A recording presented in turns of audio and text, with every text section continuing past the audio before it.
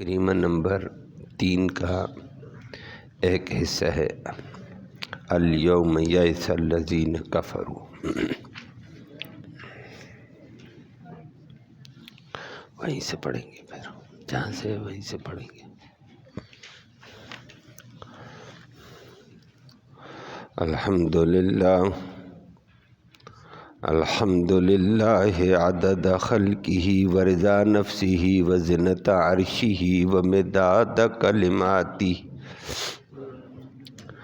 والصلاۃ والسلام علی صفوۃ رسلہ وخیر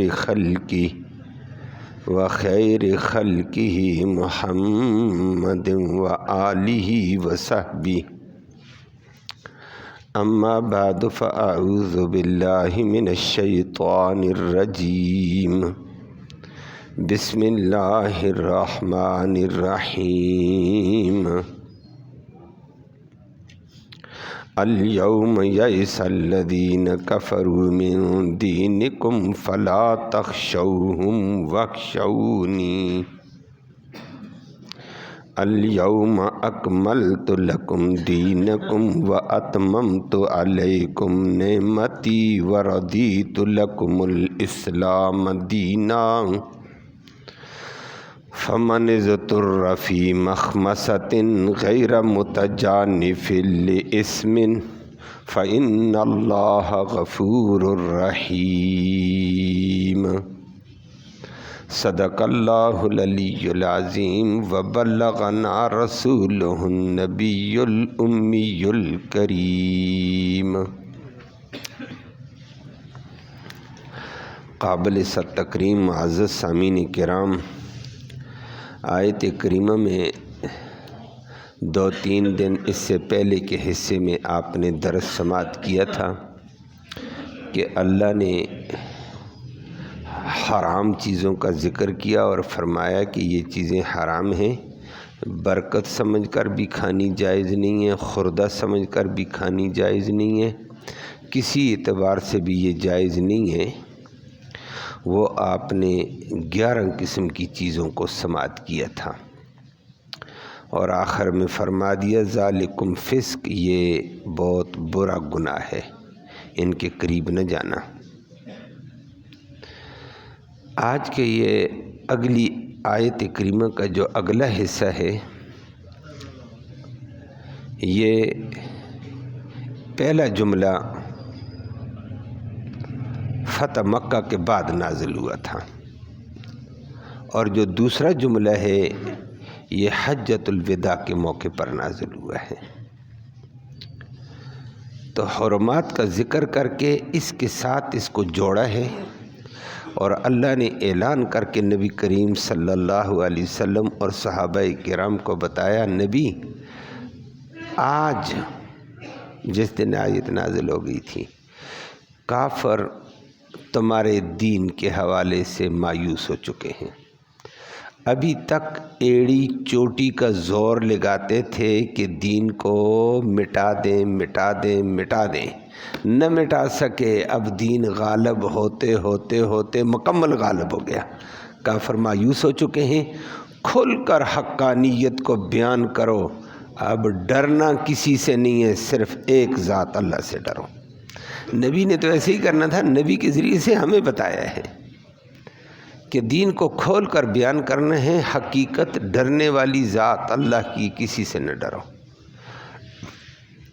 اور پھر اگلے حصے کو انشاءاللہ اگلے جملے میں ذکر کریں گے۔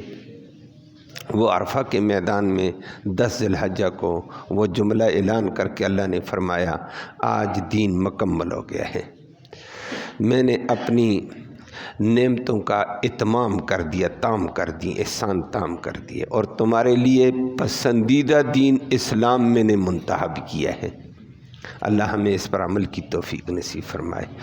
آخر میں آیت میں وہی پہلے جملے کے ساتھ تعلق جوڑا کہ 11 چیزیں حرام ہیں، ان کے قریب نہ جانا، لیکن بندہ زیادہ بھوک میں ہے، مر رہا ہے تو مجبور ہے، کہا جان بچانی فرض ہے، پھر تھوڑا بہت کھا لینا، ویسے ان کے قریب نہ جانا۔ وہ آپ نے حرمات 2 دن سے سماعت کیے تھے، لفظی ترجمہ سماعت فرمایا الیوم، آج کے دن، یا ایسا مایوس ہو چکے ہیں الذین کفروا کافر، اللہ آج بھی کافروں کو مایوس کر دیں، من دینکم تمہارے دین کے حوالے سے، کہ دین کو آج مٹاتے ہیں کل مٹاتے ہیں، فرمایا آج مکمل مایوسی چھا گئی ہے، وہ آپ کے سامنے بات آتی ہے۔ فلا تخشوا، مت ڈرو مسلمانوں، ہم ان کافروں سے، اب کافر تم سے ڈر چکے ہیں، دبک چکے ہیں، مت ڈرو ان سے، وخشوا، اور ڈرو نی صرف میری ذات سے۔ اللہ ہم سب کو اپنی خشیت نصیب فرمائے۔ اور نمبر 2، پھر حجۃ الوداع میں اعلان کر دیا، 1 سال بعد اللہ نے، 2 سال بعد فرمایا الیوم، آج عرفہ کے میدان میں اعلان ہے، الیوم، آج کے دن، اکملت، میں نے مکمل کر دیا ہے، اکمال کر دیا ہے، لکم، تمہارے لیے، دینکم، تمہارے دین کو۔ نمبر 2، وَأَتْمَمْتُ، اور میں نے تام کر دیا، علیکم، تم پہ، نعمتی، اپنے احسانات۔ نمبر 3، وَرَضِیتُ، اور میں نے پسند کیا ہے، لکم، تمہارے لیے، الاسلام دینا، اسلام کو دین پسند کیا، میں رب پسند یہ کرتا ہوں تمہارے لیے۔ اللہ ہمیں اس پسند پہ عمل کی توفیق نصیب فرمائے، قدر کی توفیق نصیب فرمائے۔ آخر میں فرما دیا 11 چیزیں حرام ہیں، ان کے قریب نہ جانا گناہ ہے، لیکن فمن، اور وہ بندہ، اضطر، جس کو مجبور کر دیا گیا ہے، فی مخمصۃ، شدید قسم کی بھوک میں، کہ جان جا رہی ہے، مر رہا ہے، تو پھر اس کے لیے جائز ہے، غیر متجانف، البتہ وہ مائل ہونے والا نہ ہو، لاسم، گناہ کی طرف۔ حرام کھانے کھا کر یہ کام نہ کرے، صرف جان بچانے کے لیے کھائے تو کھا سکتا ہے۔ ربا، کمی بیشی، فرمائے ان اللہ، بے شک اللہ رب العالمین، غفور، بخشنے والا ہے کمی بیشی کو، کیوں، رحیم، وہ بڑا مہربان ہے، بندوں پر رحم کر دیتا ہے۔ اللہ ہمارے حال پہ رحم فرمائے۔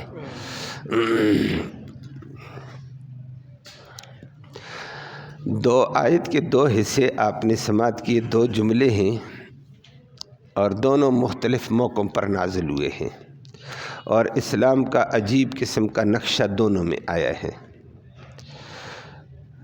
یہ آپ درس میں سماعت کرتے رہتے ہیں۔ نبی کریم صلی اللہ علیہ وسلم مکہ سے جب صفا کی پہاڑی پر چڑھ کر، علم و عرفان کی پہاڑی پر چڑھ کر، نبی نے جب اعلان کر دیا، سارے لوگوں کو بلایا تھا، اپنے خاندان والوں کو بلایا، قریش کی تمام شاخوں کو بلایا، جتنی قریش کی بے شمار شاخیں تھیں سب کو بلایا نام لے لے کر، اور عرب کے دستور کے مطابق چادر ہلا کر زوردار اعلان کیے۔ پورے مکہ کے درے میں جس نے سنا دوڑتے آئے کہ کوئی خاص بات ہے۔ نبی کریم صلی اللہ علیہ وسلم نے وہاں عرفان کی چوٹی پر یہ بھی کہہ دیا، لوگوں، پہلی بات یہ ہے، میری تمہارے اندر 30 سے 40 سے 43 سال کی زندگی گزری ہے، تو یہ مجھے پہلے میری ذات کے بارے میں بتاؤ، میری اتنی زندگی گزری ہے تو تم نے مجھے کیسے پایا؟ یہ انبیاء نے دنیا کو شیوا بتایا، دنیا کے سامنے پہلے صاف کردار رکھو، پھر پتہ چلے گا۔ نبی نے اپنا کردار، اپنی زندگی پیش کی ہے۔ میری 43 سالہ زندگی گزر گئی، اور ان 43 سالوں میں تم نے مجھے کیسے پایا ہے؟ حل وجدتمونی صادقا او کاذبا، تم نے مجھے سچا پایا یا جھوٹا؟ کبھی جھوٹ بھی بولا ہے؟ تو بار بار نبی کریم صلی اللہ علیہ وسلم نے پوچھا تو انہوں نے آگے سے کہہ دیا ہے، سب نے برملا کہا، قد جربناک مرارا، ہم نے بار بار آپ پر تجربہ کیا زندگی میں، ایک دفعہ تجربہ نہیں، بار بار تجربہ کیا، ما وجدنا فیک الا صدقا، ہم نے آپ کے اندر سچائی کے علاوہ کچھ پایا ہی نہیں ہے۔ جب آپ بولیں تو سچ، واہ سچے نبی کی سچی زبان۔ نبوت ملنے سے پہلے بھی نبی جھوٹ سے پاک ہوتا ہے، معصوم ہوتا ہے عن الخطا، اور یہ کفر بول رہا تھا، سارے کافر کہہ رہے تھے۔ نبی نے پھر فرما دیا ہے، بتاؤ زندگی میں کہیں کمی نظر آئی ہے؟ کہنے لگے نہیں آئی ہے۔ بار بار کہتے جربنا کا مرارا، ہم نے بار بار آپ کا زندگی میں تجربہ کیا، ما وجدنا فیک الا صدقا، ہم نے آپ کے اندر سچائی کے علاوہ کچھ نہیں پایا۔ نبی نے فرمایا پھر اگلی بات میں تمہیں بتاؤں، میں تمہیں بتاتا ہوں، میں عرفان کی چوٹی پہ ہوں، تم نیچے سارے کھڑے ہو، او نیچے سے قد جاء علیکم جنود، تمہارے پاس نیچے سے لشکر آ گیا ہے، قد صبحکم او امساکم، صبح کو تمہارے اوپر غارت کری کر دے یا شام کو کر دے۔ تو مانو گے میری بات؟ میں کہتا ہوں آ گیا لشکر۔ سب نے کہا جی مانیں گے۔ نبی کریم صلی اللہ علیہ وسلم کیسے مانو گے؟ میں ادھر کھڑا کہہ رہا ہوں لشکر آ گیا ہے، ادھر دیکھ رہے ہو؟ سب نے نیچے دیکھا، نظر نہیں آیا۔ میں کہتا ہوں آ گیا ہے، اور یہ مکہ کے اوپر چڑھائی کرنے والا شام کو کر دے یا صبح کر دے، کر دے گا۔ مانو گے؟ کہتے جی مانیں گے۔ بات سمجھ آ رہی ہے؟ پھر بھی کہتے ہیں واہ سچے نبی۔ کہنے لگے خدا کے بندے آنکھوں سے دیکھ رہے، نظر نہیں آتا ہے۔ میری زبان پر کہنے لگے خدا کی قسم ہم کہیں گے آنکھ جھوٹ بولتی ہے، محمد کی زبان سچی ہے۔ کیسا سچا کردار تھا؟ کہتے کیسے؟ کہتے ہماری زندگی کا تجربہ ہے، آج تک ہم نے یہ نہیں دیکھا۔ آنکھ غلطی کر سکتی ہے، دیکھنے میں کوتاہی کر سکتی ہے، آنکھ کو دھوکہ لگ سکتا ہے، محمد کی زبان لڑکھڑا نہیں سکتی ہے صلی اللہ علیہ وسلم۔ محمد کی زبان ادھر ادھر نہیں ہو سکتی ہے، ایسی سچی زبان ہے۔ نبی نے فرمایا پھر میں کہہ چکا ہوں کہ لشکر آ گیا ہے، اپنا بچاؤ کرو۔ کہتے ٹھیک ہے جی بچاؤ کریں گے۔ فرمایا بچاؤ کا طریقہ میں تمہیں بتاؤں گا، اور بچاؤ کا طریقہ نہیں ہے تم کہو کہ میں تلوار لے کر آ جاؤں گا، تیری تلوار لشکر کے آگے نہیں ٹھہرے گی، تیری بندوق، تیری کمان، تیرا تیر کچھ نہیں کر سکے گا۔ بچنے کے لیے ایک ہی صورت ہے، فرمایا میرے ساتھ آؤ، جو میں تمہیں بتاتا ہوں اس پہ آ جاؤ، اور ایک ہی صورت ہے بچنے کی، نہیں تو اس لشکر کے آگے تم نہیں بچ سکتے ہو، نہ ٹھہر سکتے ہو۔ کہا جی کیا بچاؤ ہوگا؟ سب نے کہا تمہارا جتنا لشکر ہے پسپا ہوگا، تمہارا اسلحہ پسپا ہوگا، تمہارا ساری دولت پسپا ہو جائے گی، تمہاری قوت پسپا ہوگی، اس لشکر کا مقابلہ نہیں کر سکتے ہو۔ تو بچنے کا ایک طریقہ قولوا لا الہ الا اللہ تفلحون، لا الہ الا اللہ پڑھ لو دل سے، کامیاب ہو جاؤ گے، بچ جاؤ گے، نہیں تو نہیں بچ سکتے ہو۔ اور لا الہ الا اللہ وہ تو تھے عربی دان، ہمیں تو عربی آتی نہیں ہے، ہمارے لوگوں کو نا یہ کہتے ہیں ٹھیک ہے کلمہ بھی پڑھتے ہیں، باقی کام بھی الٹا سیدھا ہو جاتا ہے۔ پھر انہوں نے غور کیا لا الہ، یہ لا الہ، یہ لا آ جائے الہ اسم نکرہ کے اوپر تباہی پھیلا دیتا ہے۔ عربی کے اندر کہا جاتا ہے، شاہ ولی اللہ رحمہ اللہ بڑے عجیب انداز میں اس کو ذکر کرتے تھے، وہ کہتے ہیں لا کا جھاڑو چلتا ہے نا، صفائی کرتا رہتا ہے، صفائی کرتا ہے، گھر کے اندر سے سارے گند کو نکال کر باہر کرتا ہے، سب مضبوط جھاڑو ہے یہ، شاہ ولی اللہ یہ کہتے ہیں۔ اور دیگر حضرات کہتے ہیں لا کی تلوار چلتی نا، جھوٹے خداؤں کی گردن توڑتی جاتی ہے، توڑتی جاتی ہے، توڑتی جاتی ہے، کوئی خدا زمین پہ نہیں چھوڑتی ہے۔ لا الہ کوئی بھی مشکل کشا نہیں، کوئی بھی حاجت روا نہیں۔ انہوں نے کہا لات صاحب گیا، لا عزا صاحب گیا، منات گیا، حبل گیا، یہ کہتا لا الہ، کائنات میں کوئی بھی مشکل کشا نہیں، کوئی بھی الہ نہیں ہے۔ الہ ہے تو صرف مشکل کشا اللہ، حاجت روا اللہ ہے، نفع دینے والا اللہ ہے، نقصان دینے والا الہ کا یہ معنی تھا، ان کو آتا تھا۔ آگے الا اللہ، سوائے انہوں نے کہا یہ لا الہ کی تلوار چلی سارے خداؤں کو رون ڈالا۔ شاہ ولی اللہ بھی کہتا ہے لا کی تلوار چلی، اگر اللہ کا قلہ نہ ہوتا تو لفظ اللہ بھی نہ بچتا آگے۔ یہ لا ساروں کو ذبح کر رہا تھا، اور ہے یہ عربی کے اندر لا ذبح کرنے کے لیے۔ لا الہ، کائنات میں کوئی بھی الہ نہیں ہے، نہ پیر نہ ولی نہ بزرگ نہ کوئی، نہ بت نہ صنم، نہ زندہ نہ مردہ، کوئی بھی الہ نہیں ہے الا اللہ۔ الہ ہے تو ایک اللہ ہے، مشکل کشا بھی وہ ہے، حاجت روا بھی ہو، نفع دینے والا نقصان دینے والا، بگڑیاں بنانے والا، تقدیریں سدھارنے والا ایک اللہ ہے۔ انہوں نے کہا تو ہماری خیر ہے، یہ تو ہمارے لات صاحب کی مٹی پلیت ہوتی ہے، ہمارا لات گیا، عزا گیا، منات گیا۔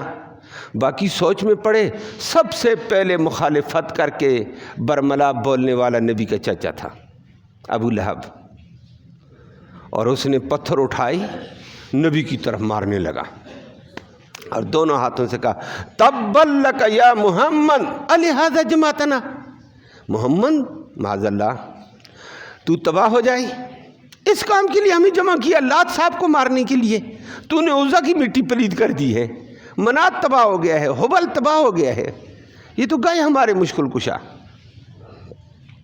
فرمایا ہے یاد رکھو آنے والے لشکر کی تباہی سے یہ لا الہ الا اللہ کی توحید تمہیں بچائے گی، اور کوئی نہیں بچا سکتا ہے، مانو اس کو۔ اس وقت تو چچا جی بھی ناراض ہو گیا، اور بھی ناراض ہو گئے، کوئی بھی ماننے والا نہیں تھا اس مجمع میں۔ چچے نے سب سے پہلے پتھر مارے، دونوں ہاتھ بھی نبی کی طرف مارنے لگا، ایسے دونوں ہاتھ اٹھائے، پھر پتھر لے کر نبی پر مارے، برا بھلا کہا، نبی نے برداشت کیا، رب نے جواب دیا نبی پریشان نہ ہونا، اتنے غلو کے ساتھ جو میرے نبی کی طرف ہاتھ اٹھے گا یہ ہاتھ کبھی سلامت نہیں رہے گا۔ اللہ نے پھر فرمایا تبت یدا ابی لہب، ابو لہب کے دونوں ہاتھ تباہ ہو جائیں، وہ تبا، یہ خود بھی تباہ ہو جائے، اور تباہ ہو بھی گیا۔ یہ گرامر کے اصول کے اعتبار سے جملہ خبریہ انشائیہ خبر کے معنی میں گیا، تباہ ہو گیا، ختم، مبالغہ، اور واقع دن بعد میں تباہ ہو گیا۔ نبی کا سگا چچا مخالفت کی برباد ہو گیا ابو لہب، اور حسین جمال والا شولوں والا تھا، لیکن برباد ہو گیا۔ اس وقت لوگ بکھر گئے، چلے گئے، اور نبی کریم صلی اللہ علیہ وسلم کی مخالفت، لوگ تو بکھر گئے، لوگوں نے کہہ دیا ہے جھوٹا محمد، معاذ اللہ جھوٹ بول گیا، ابھی تک کہتے تھے سچا، آج کہتے ہیں جھوٹا۔ صدیق اکبر کی دوستی نبی کریم صلی اللہ علیہ وسلم کے ساتھ نبوت سے پہلے بھی تھی، نبوت کے بعد بھی تھی، نبی بن گئے تھے، یہ 3 سال کی بات میں نے کی ہے۔ وانذر عشیرتک الاقربین کے اوپر یہ ہوا تھا۔ تو لوگ صدیق اکبر کو کہا ہوئے ایک بندہ یہ کہتا ہے مانیں گے، ایک بندہ یہ کہتا ہے وہی آ گئی مانیں گے۔ ابو بکر نے کہا تم آج کہتے ہو، میں نے اس کو نبوت سے پہلے پہچان لیا، یہ عظیم پہ آدمی ہے، میں نے تو پہچانا ہوا ہے، میں تو مانتا ہوں۔ ایک ابو بکر کہتا ہے صدقتا، نبی سچا، باقی سارے کہتے تھے کذبتا۔ ایک صدیق ڈٹ گیا، مردوں میں سے ایک صدیق اکبر آیا، بس۔ اسی لیے نبی کریم صلی اللہ علیہ وسلم کی ایک حدیث آتی ہے، حدیث لمبی ہے، ابو بکر اور عمر کا تھوڑا سا ٹکراؤ آیا ایک موقع پر، ابو بکر نے عمر کو ڈانٹا، عمر پھر ناراض ہو کر چلا گیا، بعد میں عمر کو احساس ہوا، پیچھے ابو بکر نے بھی کہا میں نے اس کو زیادہ ڈانٹ دیا ہے، منوانے کے لیے پیچھے گیا، عمر بات سنو، عمر آگے نکلتا گیا گھر چلا گیا، اس کو پتہ پیچھے عمر آ رہا، ابو بکر آ رہا ہے، منوانے کے لیے ناراض ہو گئے، ہوتا ہے نا بشری تقاضے پر بندے کو بات لگ جاتی ہے، اس نے دیکھا پیچھے آ رہا ہے تیز، عمر اور تیز ہوتا ہے، کرتے کرتے دروازے کے اندر گیا، دروازہ بند کر دیا کہ پیچھے آ رہا ہے، اندر نہیں آیا، دروازے پہ ایک دستک دی، دوسری دستک دی، جواب نہیں دیا عمر نے۔ ابو بکر تھوڑا سا رنجیدہ ہوا، میں بندے سے معذرت کرتا ہوں، میری معذرت قبول نہیں کرتا، یہ واپس آ گیا خفا کہ میں معذرت کرتا ہوں، اس کے پیچھے آتا ہوں، گھر تک آ گیا ہوں، میں معذرت کرتا ہوں، معذرت قبول کرو بھائی، ہو گئی ہے انسان سے، کبھی کبھی ڈانٹ تھوڑی دینی تھی، زیادہ پڑ گئی ہے، تو واپس ناراضگی کے ساتھ مسجد نبوی میں ابو بکر پہنچ گیا. کلاس لگی ہوئی تھی, ادھر سے ابو بکر آ گیا. نبی نے چہرے کے اطوار پڑھے اور فرمایا قد غامر صاحبکم, تمہارے ساتھی کو کسی نے ناراض کر دیا آج. وائے اللہ اکبر. اور نبی اس کو دیکھ رہے ہیں. ابو بکر کو کہا جائے, ابو بکر ادھر بیٹھ گیا قریب, ادھر بیٹھنے لگے, ادھر آ جا. بیٹھا. کس نے ناراض کیا؟ کچھ نہیں یا رسول اللہ, نہیں کچھ ہوا ہے, کچھ نہیں ہوا. حلم والا تھا ابو بکر بھی. پیچھے سے عمر بھی نادم ہو گیا. اس نے کہا ہو, میں نے اتنی بڑی ہستی میرے پیچھے آ رہی تھی, میں نے دروازہ بند کر دیا, غلطی میری ہے. پیچھے دوڑتا ہوا آ گیا اور ادھر پہلے پہنچ کر کہنے لگا یا رسول اللہ, ابو بکر نے مجھے ڈانٹا, یہ میرے پیچھے آگے, میں اس سے معذرت کرتا ہوں. میں نے دروازہ بند کیا تھا, میں معذرت کرتا ہوں, میں معذرت کرتا ہوں. ساری تفصیل سنانے لگا. نبی نے پوچھا ابو بکر کیا ہوا؟ ساری تفصیل سنا دی. اس وقت عمر نے کہا میں معذرت کرتا ہوں, بڑے بزرگ تھے, میں نے اس کی کوئی بات نہیں, مجھے ڈانٹے بھی تو ٹھیک ہے. نبی تھوڑے سے ناراض ہونے لگے. ابو بکر نے کہا یا رسول اللہ, میں نے ڈانٹا اس کو, اس نے مجھے کچھ نہیں کہا, ڈانٹا میں نے ہے. ایک مشورے پر بات ہو رہی تھی, میں نے ڈانٹ دیا, یہ ناراض ہو کر گیا, لیکن میں معذرت کرتا, یہ میری معذرت قبول نہیں کرتا تھا. بس یہ بات ہے, اس پر مجھے دکھ لگا ہے اور کچھ بھی نہیں, اس نے مجھے کچھ نہیں کہا. نبی کریم صلی اللہ علیہ وسلم کا چہرہ سرخ, آنسو نکلنے لگے اور کہنے لگے لوگو, ابو بکر غلطی بھی کرے تو اس کو معاف کیا کرو. فرمایا ابو بکر کا لحاظ میری وجہ سے رکھو. ابو بکر وہ تھا, میرا چچا بھی, میرے رشتہ دار بھی, میرے سارا خاندان کہتا ہے کذبتا کذبتا. ایک ابو بکر میرے ساتھ کھڑے ہو کر کہتا صدقتا صدقتا. نبی تو سچا, تو سچا, تو سچا. یہ ابو بکر اس وقت کا میرا ساتھی ہے, اس کا لحاظ کیا کرو. تو غلطی ہوگی نہیں, ہو بھی جائے تو اس کا میری وجہ سے لحاظ رکھا. ہوتا ہے نا کبھی کبھی اگلے کا دید رکھی جاتی ہے. اللہ ہمیں بھی لحاظ کی توفیق نصیب. لیکن بدبخت آج بھی معاف نہیں کرتے ہیں, بعض کم بخت, اللہ معاف فرمائے, یہی بات نہیں, اور بڑے بکواسات کرتے رہتے ہیں. اللہ ہمیں اس ظلم سے بچائے. تو بات یہ تھی, عرفان کی چوٹی پہ ایک ابو بکر صدقتا کہتا, باقی سارے کذبتا کہتے تھے. نبی تھوڑے مایوس, دنیا نہیں مانتی, اپنے نہیں مانتے, بیگانے نہیں مانتے. پھر مار کا چلتا گیا, چلتا گیا, چلتا گیا. بلاہر اکا دکا مسلمان ہوتے چلے گئے, جتنی بھی وہ تفصیل ہے. آخر میں مکہ سے نکل کر جانا پڑا حبشہ, کسی کو جانا پڑا مدینہ. حبشہ والے بھی مدینہ پلٹ گئے, ریاست اسلامی بن گئی. پہلا مارکا ہوا بدر کا, قریش گئے مٹانے کے لیے اسلام. جو مٹانے گئے خود وہاں مٹے. 70 مارے گئے, 70 گرفتار ہوئے. اور تیری خیر ہو, ایسی کمر ٹوٹی تو اٹھنے کے نہیں تھے. 1 سال پھر غصے میں آ گئے, جی ہم نے ساری مکہ کی معیشت جمع کر کے اسلحہ خریدا ہے, اب ماریں گے, اپنا بدلہ لیں گے. پھر احد میں مارے گئے. پھر خندق میں اتحادی افواج کی صورت میں آئے, پھر مارے گئے. چلتے چلتے چلتے آج 8 ہجری کو, کب 8 ہجری تھی, ہجرت کے بعد 8واں سال تھا. لیکن جو نبی نے عرفان کی چوٹی پہ کہا لشکر آ گیا, بچاؤ نہیں کر سکو گے, مانو آج ہی کلمہ پڑھو تب بچو گے. آج اس اعلان کے ٹھیک 18ویں سال بعد لشکر آ گیا ہے. اور ایسا جرار لشکر نبی کریم صلی اللہ علیہ وسلم لے کر مکہ میں آئے نا, دنیا کے اوپر ہبت طاری ہو گئی ہے. مکہ دبک گیا. ابو سفیان دبک کر معافی مانگنے لگا, قوم کو معاف کرنا, قوم کے بچوں کو معاف کرنا, قوم کی عورتوں کو معاف کرنا. نبی نے فرمایا جو ابو سفیان کے گھر جائے گا معافی, جو بیت اللہ میں داخل ہو معافی, جو اپنے گھروں کے دروازے بند کر دے معافی, جو تلوار لے کر آئے گا مقابلہ کرے گا, مارا جائے گا. ایسا جرار لشکر آیا جو نبی نے عرفان کی چوٹی سے کہا وہ لشکر آ رہا ہے, میں نبوت کی نگاہ سے دیکھتا ہوں آ گیا ہے. یہ فرضی مثال نہیں تھی, یہ حقیقی تھی. آج 8 ہجری کے بعد آ گیا لشکر, اور صحابہ ادھر ہی دیکھ رہے تھے جدھر نبی نے اشارہ کیا تھا. لشکر خالد کا ادھر سے چڑھا, ادھر نبی کریم صلی اللہ علیہ وسلم کا لشکر آ گیا, ادھر سے زبیر بن عوام کا لشکر اوپر چڑھا. نبی نے 6 حصوں میں تقسیم کر کے لشکر اندر کر دیا مکہ کے, اور مکہ کے اوپر سناٹا تھا, مکہ کے اوپر غلبہ تھا. اور بچانے والی کوئی طاقت, تلوار, اسلحہ, کوئی کارگر نہیں تھا. کوئی اسلحہ اٹھا ہی نہیں سکتا ہے, اٹھائے دیکھے. اور بچانے والی کیا چیز تھی؟ لا اب مکہ والوں نے وہی بات دہرائی، انہوں نے کہا آج پڑھتے ہیں جی کلمہ، سمجھ آ گئی ہے، بس ہماری بس، اب ہمیں پکا یقین ہو گیا اسلام کا مقابلہ نہیں ہو سکتا ہے، اسلام غالب ہے۔ نبی نے فرمایا صرف مکے والوں پر غالب نہیں ہے، اب پورے عرب پہ غالب ہے۔ عرب میں کوئی ہے طاقت سامنا کرے؟ کوئی طاقت نہیں تھی۔ اللہ نے اس وقت اعلان کیا نبی آہستہ آہستہ دین بڑھتے بڑھتے آج اتنا دنیا پہ عرب پہ غالب، مکہ پہ غالب، طائف پہ غالب، حنین کو فتح کر کے آگے بڑھ چکا ہے، پورے عرب پہ دین غالب ہو گیا نبی۔ اب میلی آنکھ سے دین کی طرف دیکھ بھی کوئی نہیں سکتا ہے۔ اور آج کافر مایوس ہو چکے ہیں، آج تک کہتے آج مارتے ہیں اسلام کو، اسلام والوں کو، کل مارتے ہیں، آج مرتے ہیں کل مرتے ہیں، آج مرتے ہیں۔ اب ان کو پتہ ہے نہیں، اب اسلام غالب، اور وفد در وفد اسلام میں آ رہے تھے، پورا عرب کلمہ پڑھنے لگا اب۔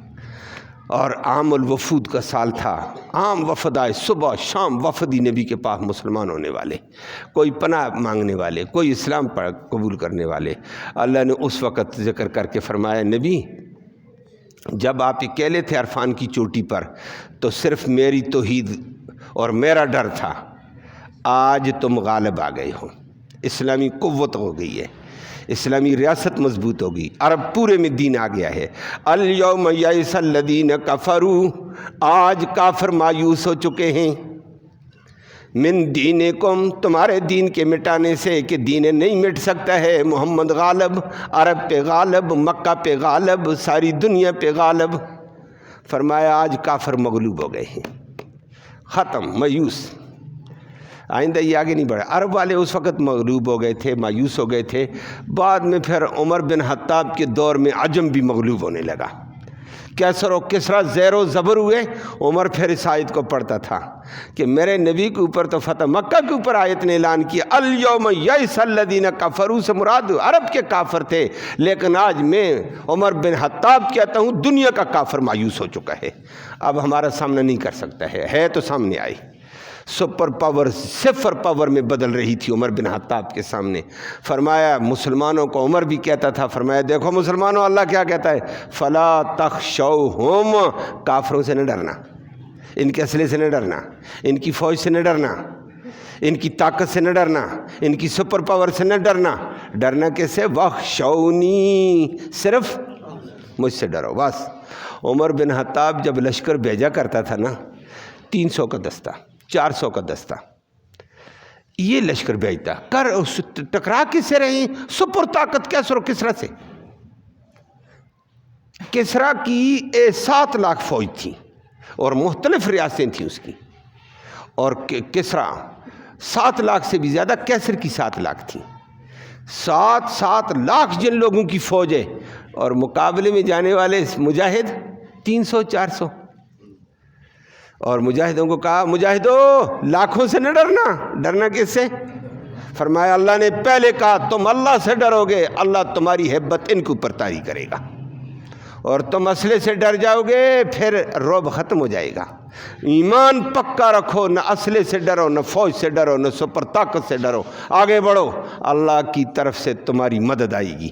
اور آتی رہی اور فتح کرتے چلے گئے، 300 400 کا لشکر لاکھوں کی فوج کو زیر کرتا چلا گیا، اور بلاخر کیسر و کسرا فتح ہو گیا۔